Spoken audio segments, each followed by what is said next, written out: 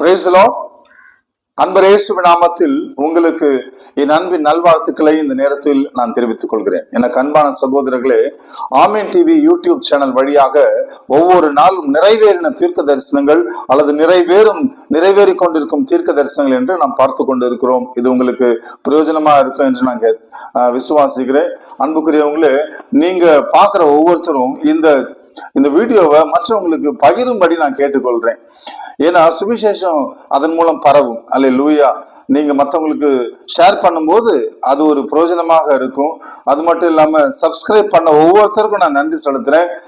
Subscribe பண்ணாம பாக்குறவங்களையும் நான் subscribe பண்ணும்படி கேட்டுக்கொள்றேன். உங்களுடைய உற்சாகம் தான் எங்களை இன்னும் நல்ல மினிஸ்ட்ரி பண்ண வைக்கும். அது மட்டும் இல்லாம உங்களுடைய லைக்ஸும் கமெண்ட்ஸும் எங்களுக்கு ரொம்ப ரொம்ப அவசியமா இருக்கிறது. இப்பொழுது நாம் நிகழ்ச்சிக்குள்ள போலாம். எனக்கு அன்பான சகோதரர்களே, 1948 வருடம் மே மாதம் 14ஆம் தேதி இஸ்ரவேல் தேசம் சுதந்திரம் அடைந்தது. இஸ்ரவேல் தேசம் சுதந்திரம் அடைந்த அந்த நாளிலே அதனுடைய முதல் பிரதம மந்திரி டேவிட் பென் கூரியன் என்கிறவர் எசேக்கியேல் 37வது அதிகாரம் வசனங்கள் 1 to 23 முடிய உள்ள பகுதிகளை அங்கே அவர் வாசித்தார். அது ஒரு சாதாரணமான ஒரு நிகழ்வு அல்ல. ஒரு தேசம் சுதந்திரம் அடைகிற பொழுது வேதத்தின் வசனத்தை அவர் வாசிப்பதற்கான காரணம் ஒன்று இருந்தது. அது என்னவென்றால், அந்த எசேக்கியேல் 37ஆம் அதிகாரம் வசனங்கள் 1 to 23 முடிய உள்ள பகுதிகள் அந்த நாளில் நிறைவேறினது என்று அவர் சொன்னார். அல்லேலூயா. ஆமான் பானவர்களே, அதுல என்னதான் இருந்தது? எசேக்கியேல் 37ஆம் அதிகாரம் வசனங்கள் 1 to 23 முடிய உள்ள வசன பகுதிகளை நீங்கள் வாசித்து பாருங்கள். இப்பொழுது உங்கள் வேதத்தை கையில் எடுத்துக்கோங்க, எடுத்து வாசிச்சு பாருங்க, உங்களுக்கு அது விளங்கும்.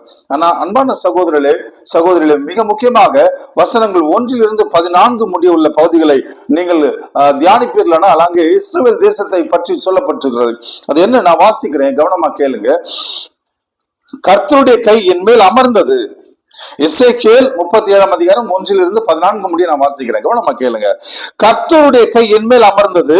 கர்த்தர் என்னை ஆவிக்குள்ளாக்கி வெளியே கொண்டு போய் எலும்புகள் நிறைந்த ஒரு பள்ளத்தாக்கின் நடுவில் நிறுத்தி என்னை அவைகளின் அருகே சுற்றி நடக்க பண்ணினார். இதோ பள்ளத்தாக்கின் வெட்டவெளியிலே அந்த எலும்புகள் மகா திரளாய் கிடந்தது. அவைகள் மிகவும் உலர்ந்ததுமாயும் இருந்தது. அவர் என்னை நோக்கி, மனுபுத்திரனே, இந்த எலும்புகள் உயிரடையுமா என்று கேட்டார். அதற்கு நான், கர்த்தராகிய ஆண்டவரே, தேவரீர் அதை அறிவீர் என்றேன். அப்பொழுது அவர், நீ இந்த எலும்புகளை குறித்து தீர்க்க தரிசனம் உரைத்து அவைகளை பார்த்து சொல்ல வேண்டியது என்னவென்றால், உலர்ந்த எலும்புகளே, கர்த்தருடைய வார்த்தையை கேளுங்கள். கர்த்தராகிய ஆண்டவர் இந்த எலும்புகளை நோக்கி, இதோ நான் உங்களுக்கு ஆவியை பிரவேசிக்க பண்ணுவேன், அப்பொழுது உயிரடைவீர்கள். நான் உங்கள் மேல் நரம்புகளை சேர்த்து உங்கள் மேல் மாம்சத்தை உண்டாக்கி உங்களை தோலினால் மூடி உங்களின் ஆவியை கட்டளிடுவேன். அப்பொழுது நீங்கள் உயிரடைந்து நான் கர்த்தர் என்று அறிந்து கொள்வீர்கள் என்று உரைக்கிறார் என்று சொல் என்றார். எனக்கு கட்டளையிட்டபடி நான் தீர்க்க தரிசனம் உரைத்தேன். நான் தீர்க்க தரிசனம் உரைக்கையில் ஒரு இரைச்சல் உண்டாயிற்று. இதோ எலும்புகள் அசைவு உண்டாகி ஒவ்வொரு எலும்பும் தன் எலும்போடு சேர்ந்து கொண்டது. நான் பார்த்து கொண்டிருக்கையில் இதோ அவைகள் மேல் நரம்புகளும் மாம்சமும் உண்டாயிற்று, ஆனாலும் அவைகளில் ஆவி இல்லாதிருந்தது. அப்போது கர்த்தர் என்னை பார்த்து, நீ ஆவியை நோக்கி தீர்க்க தரிசனம் உரை. மனுபுத்திரனே, நீ தீர்க்க தரிசனம் உரைத்து ஆவியை நோக்கி கர்த்தராகிய ஆண்டவர் உரைக்கிறது என்னவென்றால், ஆவியே, நீ காற்று திசை 4 வந்து கொலையுண்ட இவர்கள் உயிரடையும்படிக்கு இவர்கள் மேல் ஊது என்கிறார் என்று சொல் என்றார். எனக்கு கற்பிக்கப்பட்டபடி நான் தீர்க்க தரிசனம் உரைத்தேன். அப்போது ஆவி அவர்களுக்குள் பிரவேசிக்க அவர்கள் உயிரடைந்து கால் ஊன்றி மகா பெரிய சேனையாய் நின்றார்கள். அப்பொழுது அவர் என்னை நோக்கி, மனுபுத்திரனே, இந்த எலும்புகள் இஸ்ரவேல் வம்சத்தார் அனைவருமே. இதோ அவர்கள், எங்கள் எலும்புகள் உலர்ந்து போயிற்று, எங்கள் நம்பிக்கை அற்று போயிற்று, நாங்கள் அறுப்புண்டு போகிறோம் என்றார்கள். ஆகையால் நீ தீர்க்க தரிசனம் உரைத்து அவருடைய சொல்ல வேண்டியது என்றால், கர்த்தராகிய ஆண்டவர் உரைக்கிறார், இதோ என் ஜனங்கள், நான் உங்கள் பிரேத குழிகளை திறந்து உங்களை உங்கள் பிரேத குழியிலிருந்து வெளிப்படவும் உங்களை இஸ்ரவேல் தேசத்துக்கு திரும்பி வரவும் பண்ணுவேன். என் ஆவியை உங்களுக்குள் வைப்பேன், நீங்கள் உயிரடைவீர்கள். நான் உங்களை உங்கள் தேசத்தில் வைப்பேன். அப்பொழுது நான் கர்த்தர் என்று அறிந்து கொள்வீர்கள். இதை சொன்னேன், இதை செய்வேன் என்று கர்த்தர் உரைக்கிறார் என்று சொல் என்றார். அல்லேலூயா. எனக்கு அன்பான சகோதரர்களே சகோதரியர்களே, இந்த தீர்க்க தரிசனம் வசனங்கள் நிறைவேறுவதற்கு ஏறக்குறைய 2500 ஆண்டுகளுக்கு மேலாக ஆனது. ஒரு தேசம், ஒரு ஜனங்கள் 2550 ஆண்டுகளுக்கு மேலாக தேசமற்றவர்களாக இருந்த அவர்கள் இப்பொழுது நம்முடைய கண்களுக்கு முன்னதாக தேசமாய் கூடி இருக்கிறார்கள். ஆம் அன்பானவர்களே, இந்த தீர்க்க தரிசனம் யாரை பற்றி சொல்லுகிறது? நாம் வாசிக்க கேட்டோமே, இது இஸ்ரவேல் தேசத்தை பற்றி சொல்லுகிறது. அல்லேலூயா. எஸ், இது இஸ்ரவேல் தேசத்தை பற்றி சொல்லுகிறது. இந்த இஸ்ரவேல் தேசத்து ஜனங்கள் எல்லாரும் வெவ்வேறு தேசங்களிலே சிதறி வாழ்ந்தார்கள். இரண்டாம் தர குடிகளாக அவர்கள் கருதப்பட்டார்கள். அவர்கள் சுதந்திரமற்றவர்களாக இருந்தார்கள்.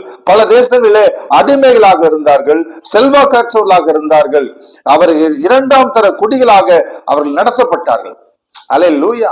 எனக்கு அன்பான சகோதரனே சகோதரியே, ஒரு தேசமா இல்லாதவர்கள், எங்கும் சிதறி வாழ்ந்தவர்கள் எல்லாரும் ஒன்று சேர்த்து கூட்டி சேர்க்கப்பட்டு இன்றைக்கு நம்முடைய கண்களுக்கு முன்னதாக ஒரு தேசமாக அவர்கள் விஸ்வரூபம் எடுத்து வளர்ந்திருக்கிறார்கள்.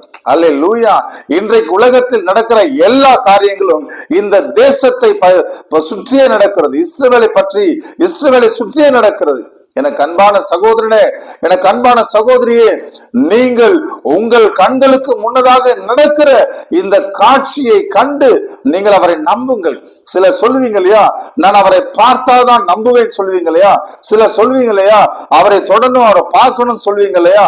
நீங்க விசுவாசிப்பதற்கு உங்கள் கண்களுக்கு முன்னதாக சொல்லப்பட்டிருக்கிற இந்த தீர்க்க தரிசனம் நிறைவேறி இருக்கிறது. அல்லேலூயா.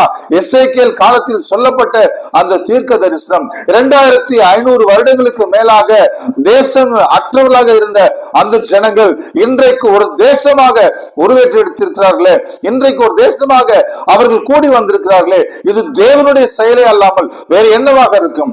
அன்பான சகோதரர்களே, கர்த்தருடைய வார்த்தை ஒருபோதும் பொய்க்கவே பொய்க்காது. அவருடைய தீர்க்க தரிசனம் ஒருபோதும் பொய்க்கவே பொய்க்காது. நாம் காணும்படி, நம் சந்ததிகள் காணும்படிக்கு நம் கண் முன்பாக நிறைவேறி இருக்கிற இந்த தீர்க்க தரிசனம், அல்லேலூயா, இது நிறைவேறி இருக்கிறது என்றால் இயேசு கிறிஸ்து வருவார் என்று சொல்லப்பட்ட அந்த வாக்குறுதியும் நிறைவேறும். அல்லேலூயா. இயேசு வானத்தில் வருவார், மேகங்கள் மீது வருவார், எல்லா கண்களும் ஊடுருவ குத்தின எல்லாரும் அவரை காண்பார்கள் என்று சொல்லப்பட்டிருக்கிற அந்த வார்த்தையும் நிறைவேறும், நிறைவேறும். ஆகவே எனக்கு அன்பானவர்களே, இனி நாட்கள் இல்லை, இனி காலம் இல்லை, இனி காலம் இல்லை. இனி இயேசு வருவதற்கு நிறைய நாட்கள் இருக்கிறது, அவர் வருவதற்கு பல காலங்கள் இருக்கிறது என்று சொல்லிக் கொண்டிருக்கிறீர்களா? அப்படி அல்ல எனக்கு அன்பானவர்களே. இன்றைக்கு நம் கண் முன்பாகவே எல்லா காரியங்களும் நிறைவேறி கொண்டிருக்கிறபடினாலே இனி நமக்கு நாட்கள் இல்லை. நம்முடைய ஆத்துமத்தை ஆதாயம் செய்வோம், நம்முடைய குடும்பத்தை ஆதாயம் செய்வோம், அவருடைய பாதத்தில் நம்மை நாம் சமர்ப்பிப்போம், இன்னும் பரிசுத்தமாய் வாழ்வோம். விசுவாசிக்கிறவர்கள் ஒவ்வொருவரும் இயேசு கிறிஸ்துவிடத்தில் இன்னும் நெருங்கி போவோம். நாம் இன்னும் மற்றவர்களுக்கு இயேசுவை சொல்லுவோம். அறியாதவர்கள் ஒருவேளை பார்க்கலாம், இயேசுவை அறியாதவர்கள் பார்க்கலாம். நான் உங்களுக்கு சொல்கிறேன், அவரே மெய்யான தெய்வம். அவரால் அன்றி வேறு எவராலும் இந்த உலகத்துல உங்களுக்கு மீட்பு என்பது இல்லை.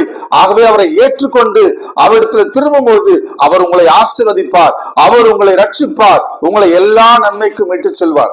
அல்லேலூயா. எனக்கு அன்பான சகோதரா சகோதரி, இந்த வசனங்களை இன்றைக்கு தியானிக்க ஆரம்பித்திருக்கிற நீங்க திரும்பவும் படிங்க.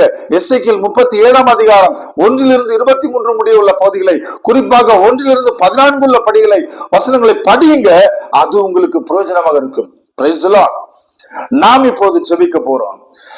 நன்றி இயேசுவே, எங்கள் அன்பின் பரலோக பிதாவே, இந்த வார்த்தைகளை தகப்பனே கேட்கிற ஒவ்வொருடைய இருதயமும் இப்பொழுது குத்தப்படுவதாக ஆண்டவரே. ஒரு மனம் திரும்புதல் உண்டாகட்டும் ஆண்டவரே. உம்மிடத்தில் நெருங்கி சேர்ந்திருக்கிறவர்கள் இன்னும் உம்மிடத்தில் கிட்டி சேரட்டும். உம்மிடத்தில் உம்மை அறியாதவர்களாக, உம்மை எதிர்க்கிறவர்களாக இருக்கிறவர்கள் எல்லாரும் கூட தகப்பனே உம்முடைய பிள்ளைகளாக மாறட்டும் ஆண்டவரே. ஒவ்வொருவரும் தொடுவீராக, இயேசுவின் நாமத்தில் பிதாவே, ஆமென். எனக்கு அன்பான சகோதரனே சகோதரியே, இந்த காணொலியை கண்டுவிட்டு சும்மா அப்படியே இருந்துடாதீங்க. முடிந்த அளவு மற்றவர்களுக்கு பகிருங்க. அது இயேசு கிறிஸ்துவுக்கு சாட்சி பணியை செய்கிற ஒரு ஊழியமாக இருக்கும். ஆண்டவர் அப்போது உங்களை இன்னும் ஆசீர்வதிப்பார். உங்களுடைய லைக்ஸும் கமெண்ட்ஸும் எங்களை இன்னும் உற்சாகப்படுத்தும். சப்ஸ்கிரைப் பண்ணுங்க, ஷேர் பண்ணுங்க. முக்கியமா அல்லேலூயா. God bless you.